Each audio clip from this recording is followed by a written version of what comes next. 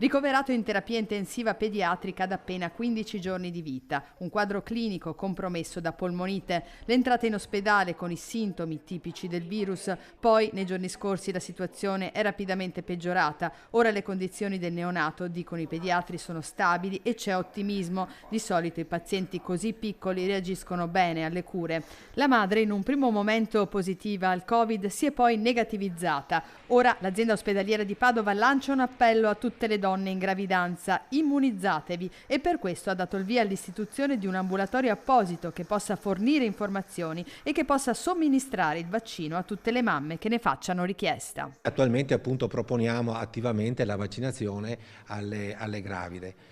una proposta che viene fatta a tutte le gravide che si presentano nei nostri ambulatori, ma che estendiamo anche a coloro che dovessero partorire in altra realtà ospedaliera per consulenze o per venire da noi a farsi il vaccino.